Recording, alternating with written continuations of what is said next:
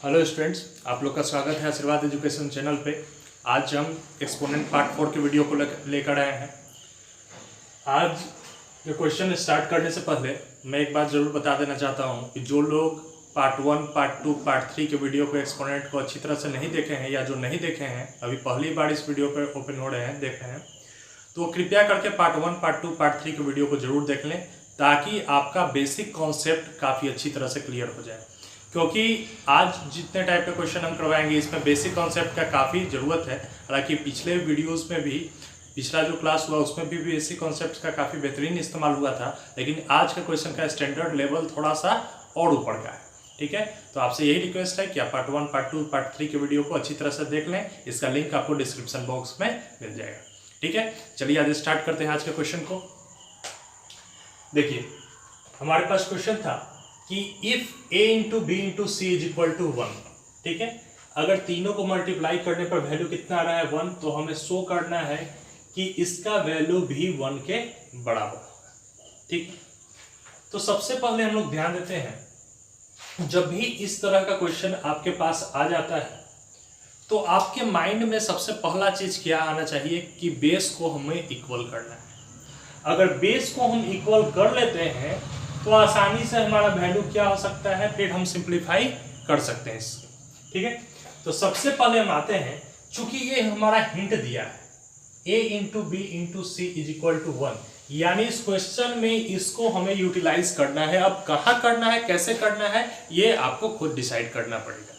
ठीक है, तो देखिए इस क्वेश्चन में हमारे पास था a into B into C is equal to 1, तो हम ऐसा लिख सकते थे कि c is equal to 1, A B multiply में था इधर आके डिवाइड में 1 बाई ए बी। ठीक है, इसके अलावा ठीक है हम ये भी लिख सकते हैं कि c इधर मल्टीप्लाई में इधर आया तो डिवाइड में, यानी 1 by C is equal to कितना बचेगा, ए बी बच जाएगा। ये भी लिख सकते हैं। ठीक है, अब आते हैं क्वेश्चन सॉल्व करने के लिए। हमारे पास क्वेश्चन था 1 by 1 plus A plus B के पावर -1 या बी इनवर्स बोल सकते हैं इसको। ठीक है, तो आपको ये चीज पहले बताया गया था पहले पार्ट में कि अगर x के पावर -1 होता है तो इसका वैल्यू कितना होता है, 1 बाई एक्स के बराबर होता है। ठीक है, तो सेम कॉन्सेप्ट हम यहाँ पे लगाते हैं, b के पावर -1 इसको लिख सकते हैं 1 by B plus 1 by 1 plus B plus same वही चीज, तो 1 by C plus 1 by 1 plus C plus A inverse लिख सकते हैं। सॉरी, इसको भी हम वही चीज कर लेते हैं, 1 बाई ए लिख लेते हैं।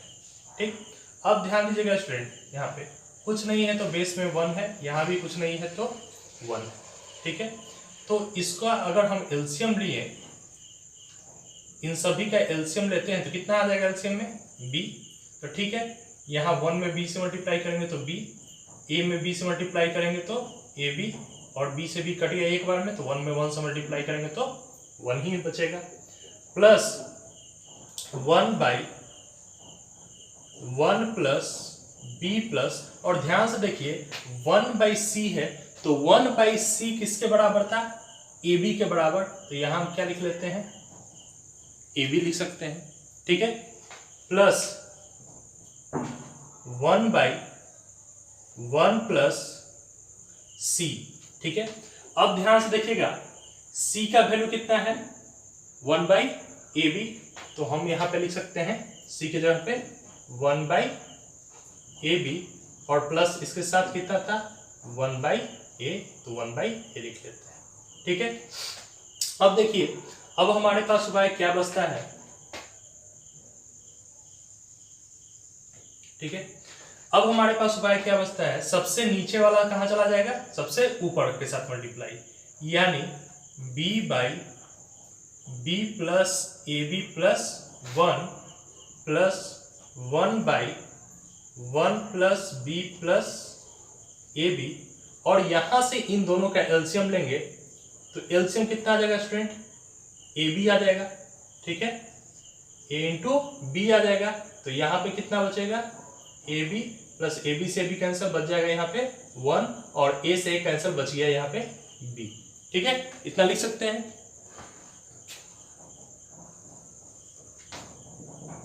देखिए स्टूडेंट्स, अब ये सबसे नीचे वाला कहाँ चला जाता है? सबसे ऊपर। यानी एक बार और इस टर्म को हम लिखना चाहें तो b by B plus A B plus 1 plus 1 by 1 plus B plus A B plus A B ऊपर गया तो ए बी और बटा में A B plus 1 plus B. अब ध्यान से देखिए, बेस में क्या क्या टर्म है? b है, ए बी है, 1 है, इसमें भी b है, ए बी है, 1 है, इसमें भी b है, ए बी है और 1 है। जब बेस इक्वल हो जाता है तो एलसीएम क्या रहता है? जो बेस में लिखा रहता है वो खुद उसका एलसीएम हो जाता है। ठीक है, तो इन सब का अगर एलसीएम हम लोग लें तो क्या हो गया? b plus A B plus 1 लिख सकते हैं। तो ध्यान से देखिए, इससे ये कैंसिल यानी सेम टू सेम b उतर जाएगा, इससे ये कैंसिल यानी सेम टू सेम 1 उतर जाएगा और इससे ये कैंसिल यानी same to same A B उतर जाएगा। अब इसको ध्यान से देखें तो अंश और हर यानी न्यूमरेटर और डिनोमिनेटर का वैल्यू क्या है? आपस में बराबर, यानी इसको सॉल्व कर देने पर मान कितना आ जाएगा? 1। इसलिए हम लिख सकते हैं LHS is equal to RH। ठीक है स्टूडेंट, बताइए।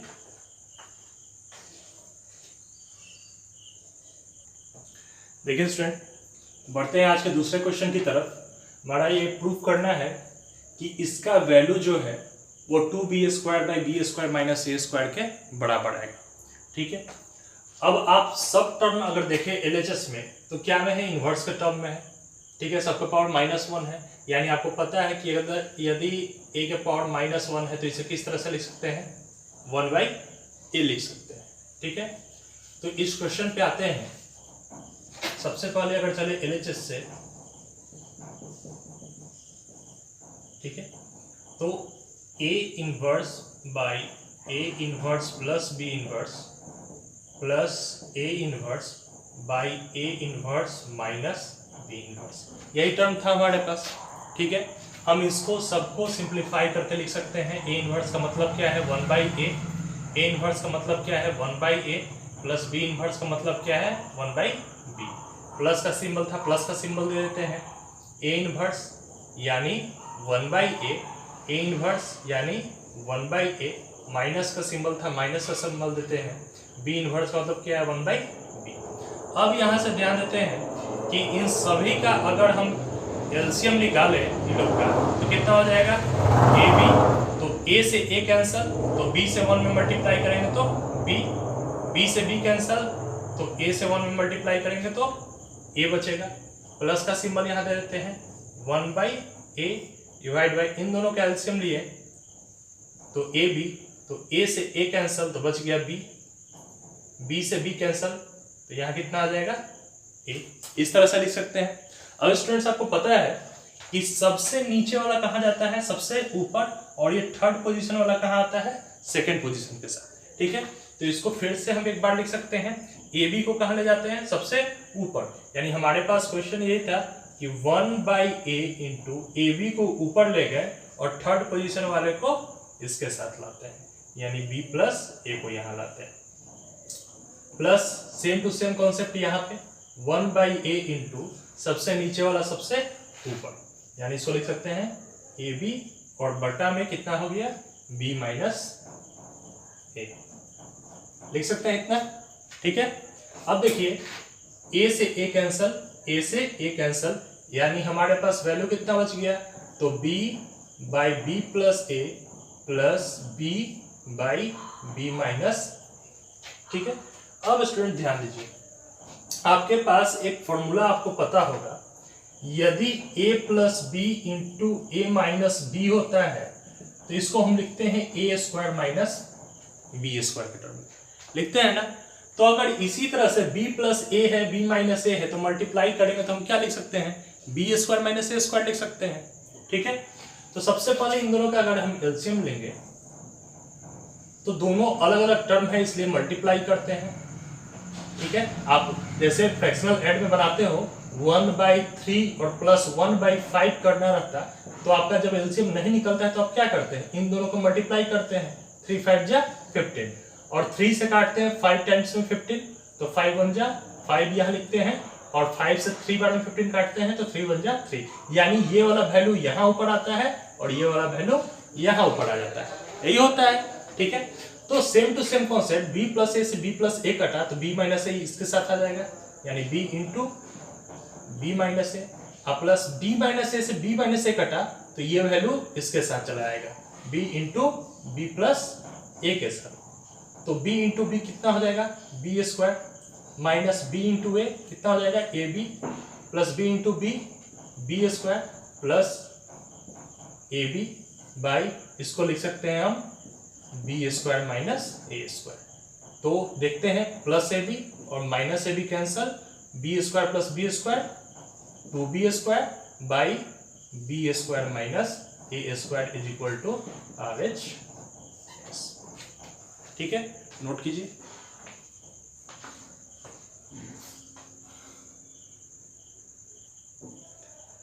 देखिए स्टूडेंट, आशा करते हैं जो 2 क्वेश्चन अभी आपको बताया गया वो आप काफ़ी आसानी से समझ चुके होंगे और अच्छी तरह से उसे समझ चुके होंगे। अब बढ़ते हैं, अब जो क्वेश्चन आ रहा है काफ़ी इजी स्टैंडर्ड का है, कुछ क्वेश्चन के लिए वो बेसिक टर्म्स है, ठीक है, जिसे जानना हमें जरूरी है। ठीक है, जैसा कि हमारे पास एक क्वेश्चन आया कि 2 to the power x minus 5 is equal to 256। यहाँ आपको x का वैल्यू फाइंड करना है कि x का वैल्यू कितना होगा। अब इस तरह का क्वेश्चन जब आपके सामने आ जाता है तो आप क्या कीजिएगा, ठीक है, तो इस कंडीशन में आपको देखना रहता है कि इधर 2 है तो इसको भी दाहिने साइड वाला टर्म को भी हम ऐसा तोड़े कि उसका बेस में संख्या 2 रहे, यानी 2 के पावर में इसको डिनोट करना है। अब 2 के पावर में इसको कैसे डिनोट करेंगे, आइए सीखते हैं। जैसा कि हमारे पास संख्या है 256, तो आप इसको 2 से डिवाइड करते जाइएगा।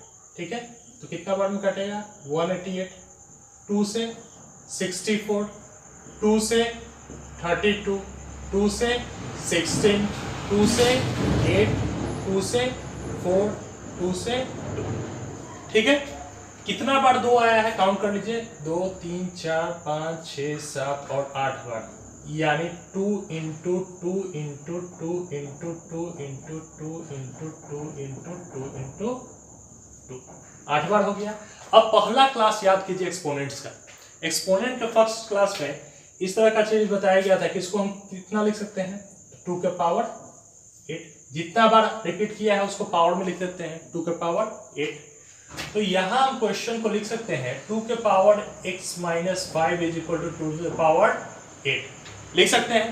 अब एक बेसिक सा रूल है, आपको इस चीज को माइंड में रखना है कि अगर बेस इक्वल होता है और बीच में इक्वल टू का सिंबल होता है तो इसका पावर भी आपस में इक्वल हो जाता है, यानी हम इसको लिख सकते हैं कि x minus 5 is equal to 8, base equal तो पावर भी इक्वल, तो इसको हम लिख सकते हैं x इज इक्वल टू -5 है, इधर आके +5, यानी आंसर कितना हो जाएगा x का वैल्यू 13। आशा करते हैं आप समझ चुके होंगे इसको।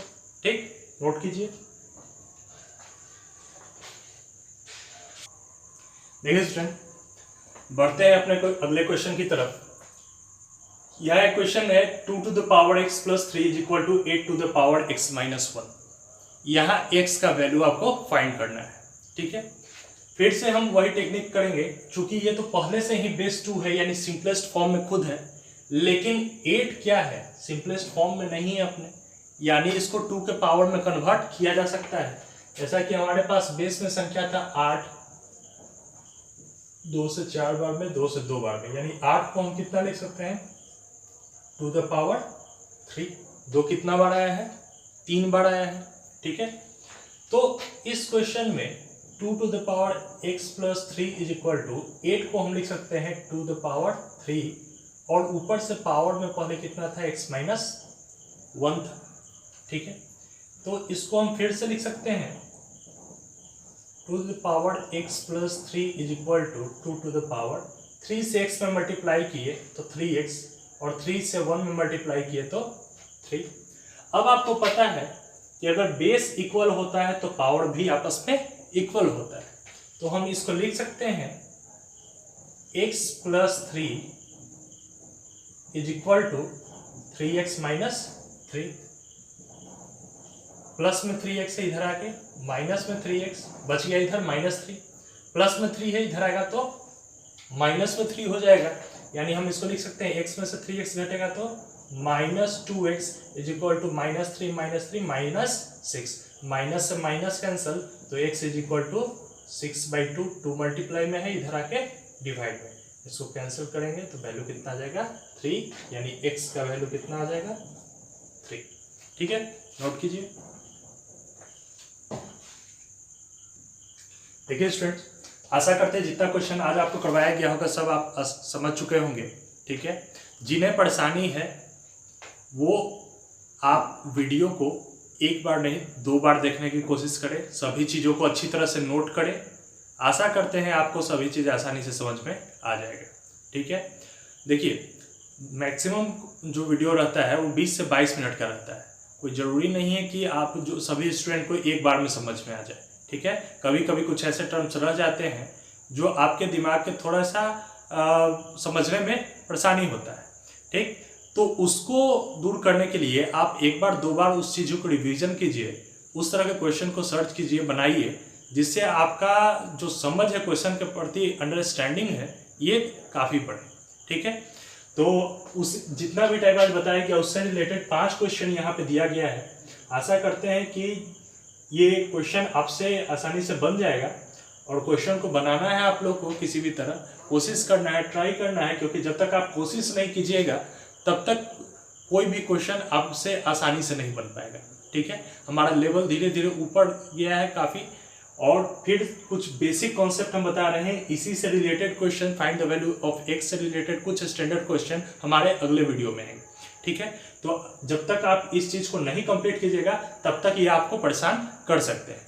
तो आप लोग रेगुलर ऐसा वीडियो आने वाला है, तो आप लोग इन चीज़ों को प्रैक्टिस करें, बेसिक कॉन्सेप्ट को समझें, फॉर्मूला का रिवीजन करें, ताकि जो भी क्वेश्चन आगे बताया जाए वो काफ़ी आसानी से आप समझ सकें। ठीक है, धन्यवाद।